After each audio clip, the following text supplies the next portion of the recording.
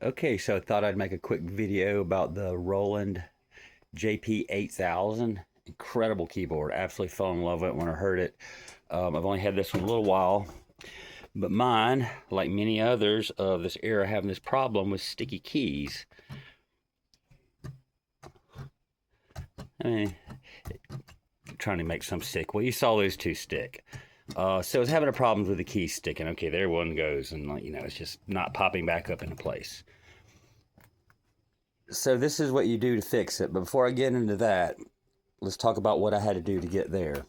On this keyboard, the back is completely not attached to anything inside here. You just have to pull out about that many screws.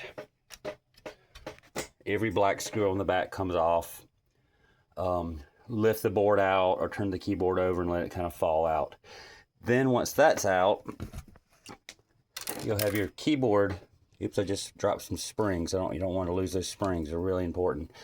So this keyboard is held in by a screw here, a screw here, a screw here, a screw here, and a screw here. Then you have to gently pull these out of this slots right here, and they easily push back in. It's not a difficult connector. And then turn this over carefully and make sure I don't lose any more springs. Yeah, these springs, you don't want to lose these guys. Some people are saying that you can stretch the springs and make them a little stiffer, but the majority of what I'm hearing and seeing on the internet has to do with the lubrication. The lubrication here, the lubrication here. So the goal is that you have to take off every key, and then you want to get in there and use a cotton swab, whatever method works for you to clean these off.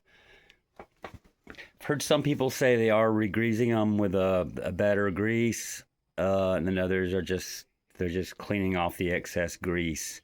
That seems to be the problem of why the keys are sticking. I don't know if I can do this one-handed, but in order to get these keys off, you just kind of have to pry this back and lift that up, and pry this back and lift that up, and then the key will easily come back out. Reinstallation, I'm sure is no problem. You just basically get this there and snap it back in. I mean, I've worked on a lot of keyboards, and it doesn't get any easier than that. That's a really easy key to do. And that's pretty much it. I may come back with a video after I've cleaned everything to show its operation, but I'm assuming just some attention to these grease spots. I've had some people say that they even had to do the lightest amount of sanding at the contact points that are rubbing. This is definitely the area that you can feel the drag. You can feel the drag right there. So maybe a little bit of all these methods. I don't know if I'm a fan of stretching the springs to give them more lift, because I feel like the problem is the thickness of the grease. I don't know if the grease that they used on that time period is supposed to be a better one that ended up not holding up for 10 years. I guess this keyboard's more than 10 years old.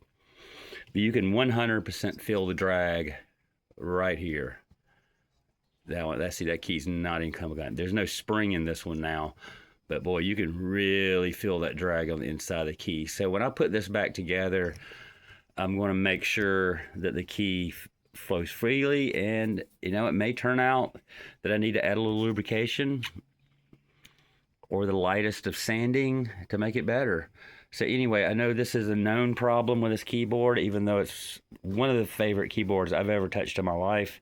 It sounds incredible. The super saw wave and the arpeggiators and with the effects and delays are just mind-bending.